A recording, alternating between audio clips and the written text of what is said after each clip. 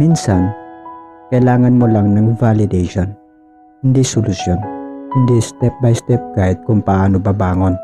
Hindi yung salita na ito kasi dapat, hindi yung salita, alam mo, ang kailangan mo. Minsan kailangan mo lang ng, grabe, gets kita. Or yung, ang bigat niya na, okay ka lang? Or yung, kung ano yan, siguradong pagod na rin ako. Kasi hindi lahat ng kwento, hinahanap ang ending. Minsan, gusto lang mapakinggan habang umiikot sa gitna.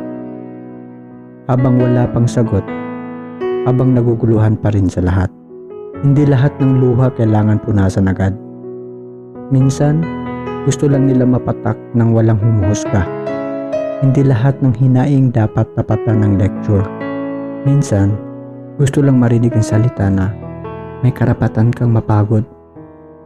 Normal lang yan. Or yung hindi ka nag-iisa.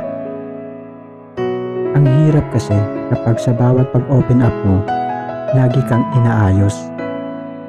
Lagi kang ginagawa ng plano, lagi kang parang may kulang. Minsan kaibigan, sapat na yung yakap.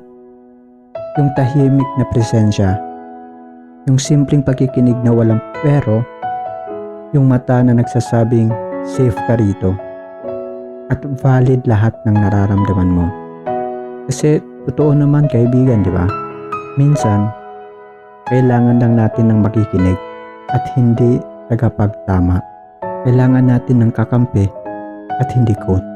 At minsan kailangan natin ng pahinga at hindi push. Validation lang. Yung hindi ka kailangan maging okay para pakinggan. Yung may puwang ka bilang ikaw. Buo, totoo, at sapat. At sana kaibigan, marinig mo yan sa gitna ng katahimikan.